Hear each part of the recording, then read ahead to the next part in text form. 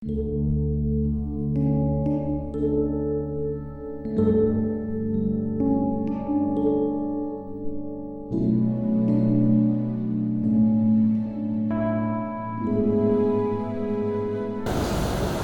pagi, saudara-saudara yang dikasihi Tuhan. Kita jumpa pada hari Rabu, tanggal 25 Agustus 2021. Pagi ini saya akan membaca dari buku Amsal Soleman, pasal 12, ayat yang ke-25. Firman Tuhan berkata sebagai berikut: kekhawatiran dalam hati membungkukkan orang, tetapi perkataan yang baik mengembirakan dia. Saudara-saudara yang dikasihi Tuhan, dalam hidup ini seringkali kita menganggap kekhawatiran itu hal biasa. Kekhawatiran itu tidak akan pernah lepas dari perjalanan kehidupan manusia. Tetapi ketahuilah, jangan anggap kekhawatiran itu biasa, karena ternyata ia pembunuh berdarah dingin. Kekhawatiran itu tidak pandang saudara baik, saudara jahat, saudara setia, saudara tidak setia, saudara melayani atau tidak melayani. Kalau kekhawatiran itu diluaskan terus ada dalam hidup ini, dia akan membunuh kita. Dan hal inilah yang seringkali dianggap biasa oleh beberapa orang karena khawatir. Ya, siapalah tidak khawatir, dengar begini, dengar begitu, merasakan situasi yang tidak nyaman. Jangan-jangan ya kita hidup terus dengan kekhawatiran. Dan Salomo sudah mengingatkan, kekhawatiran dalam hati membungkukkan orang. Orang yang sudah bungkuk tidak lama umurnya. Orang yang sudah seperti itu tidak akan bisa bertahan lama hidup, karena dia ada di dalam keadaan yang tidak bisa dipulihkan selain dia sendiri yang punya usaha. Karena ketika kita khawatir, di dalam hati kita, yang tahu hanya kita, tidak ada orang lain yang tahu. Hanya kita sendiri yang tahu, dan akhirnya kita sendiri yang rasa, dan orang lain pun tidak pernah bisa tahu, karena kekhawatiran itu tersembunyi di dalam hati kita. Nah, Salomo juga ingatkan, yang bisa mengobati kekhawatiran dalam diri sendiri adalah kita juga. Karena itu dikatakan dalam Amsal 17 ayat 22, hati yang gembira adalah obat yang manjur, tetapi semangat yang patah mengeringkan tulang. Ini lebih jelas nasihat Salomo, bahwa kekhawatiran akan membuat manusia kehilangan kesukaan, kegembiraan, tidak ada semangat. Orang yang khawatir tidak ada semangat.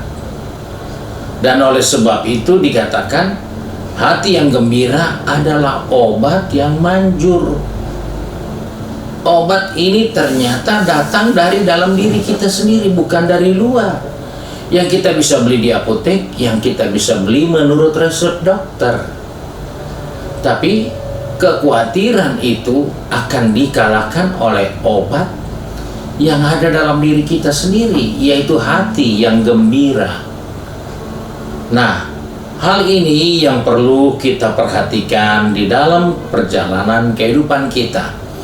Terlebih hari-hari yang tidak nyaman seperti ini, kita seringkali lupa, kita seringkali tidak waspada dengan apa yang ada di sekitar kita, karena kita terbawa dengan keadaan khawatir.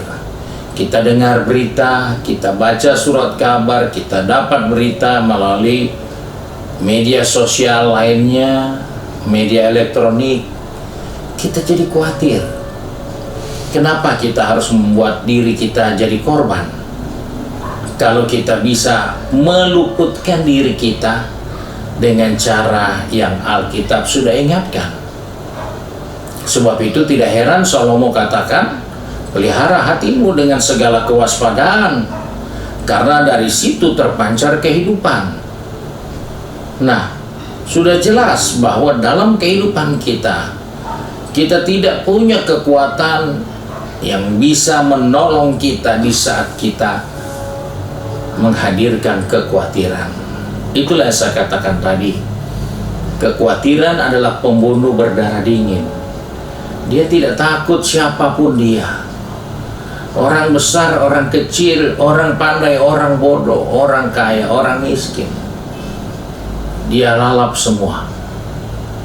Dengan cara membungkukkan tulang, menghancurkan semangat kita, mematahkan gairah kita, dan akhirnya kita akan berhadapan dengan kematian.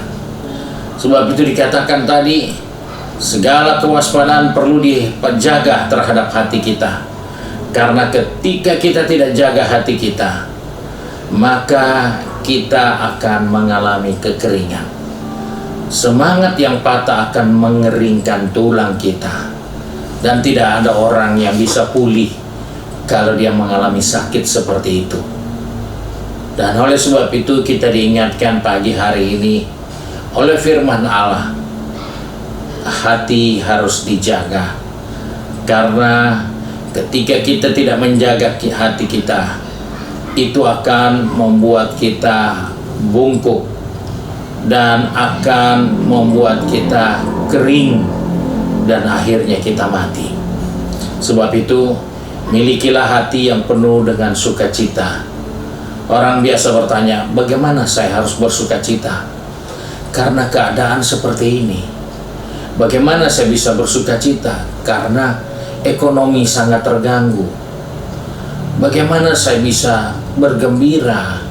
Karena satu keluarga mengalami kesukaran, sakit, mengalami penderitaan. Saudara, kita sudah baca dan firman Tuhan sudah ingatkan, hatimu yang gembira itu adalah obat yang manjur. Bergembira tentunya ada alasan. Kenapa saya harus bergembira? Yesus berkata kepada murid-muridnya ketika mereka menyampaikan laporan bahwa dalam pelayanan mereka melihat iblis jatuh dari langit seperti kilat. Yesus katakan, itu bukan dasar kamu bangga, itu bukan dasar kamu bersukacita, tapi bersukacitalah karena namamu sudah ada di sorga. Itu dasar yang paling benar untuk kita mencari alasan kenapa saya harus bersukacita. Karena namamu sudah ada di surga. Sudah jelas.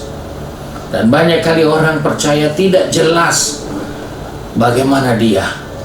Sebab itu kita tidak perlu khawatir karena nama kita sudah ada di sana. Dan kita pasti ke sana. Kalau nama saudara sudah ada dalam penerbangan menuju Jakarta, apakah saudara masih pikir, mungkinkah kita berangkat besok? Bisakah kita berangkat besok? Nama saudara sudah ada sebagai salah satu calon penumpang. Kenapa mesti ragu? Milikilah ketetapan hati yang baik, karena hati yang gembira adalah obat untuk diri kita sendiri. Masa saudara mengharapkan orang lain gembira, saudara sembuh? Tidak mungkin. Saudara suruh orang lain bersuka cita, sedangkan Anda biarkan dirimu tenggelam di dalam kekhawatiran. Kecil kekuatanmu, tidak ada tenagamu.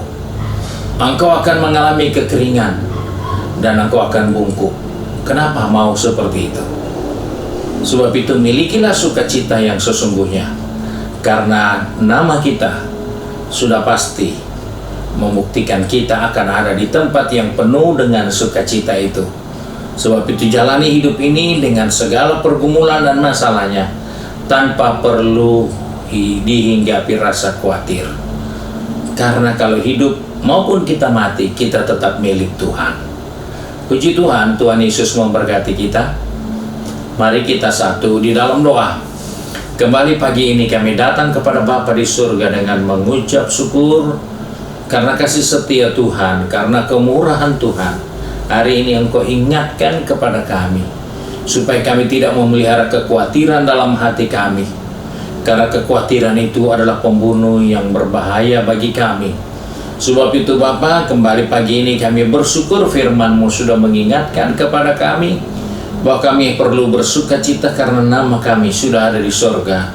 Setelah kami menerima Engkau sebagai Tuhan dan Juru Selamat, maka kami adalah aset kerajaan surga yang ada di dunia ini. Dan kami percaya Engkau lah yang memelihara kami selama kami ada di dunia ini, karena satu saat kami akan kembali kepada pemiliknya. Sebab itu Bapa, pegang tangan kami, pertetapkan langkah kaki kami, supaya dimanapun kami berada, kami tidak menghadapinya dengan kekhawatiran, walaupun kenyataan itu membahayakan kami, walaupun situasinya tidak mendukung kami, walaupun keadaan yang tidak bertambah baik, tapi kami tidak akan pernah mau khawatir, karena kami percaya kekhawatiran akan merugikan kami, tetapi hati yang gembira akan menjadi obat yang manjur bagi kami untuk terus menghadapi hari-hari yang penuh dengan tantangan. Terima kasih Bapa untuk berkat-Mu, pegang tangan kami, Engkau pertetapkan langkah kami, kaki kami sepanjang hari ini, sehingga dimanapun saja kami berada, kami boleh bersuka cita, karena Tuhan mengasihi kami, Tuhan menyelamatkan kami, Tuhan memperdulikan kehidupan kami. Terima kasih Bapa, kami berdoa dan bersyukur di dalam nama Tuhan Yesus Kristus, Juru Selamat kami, majikan kami yang baik dan setia. Haleluya, amin. Puji Tuhan, Tuhan Yesus memberkati kita. Hari ini ibadah Pelwap dimulai pada jam 4 sore. Seperti yang kemarin saya sudah umumkan bahwa kami usahakan melalui YouTube channel, juga ada melalui Zoom, supaya semua ibu-ibu dapat ambil bahagian interaktif, bisa mengikuti jalannya ibadah, dan juga bisa berdoa jika ditunjuk untuk berdoa, bisa mengisi melalui kesaksian atau melalui pujian. Saudara dapat menggunakan sarana Zoom ini supaya tidak hanya one way tapi two way.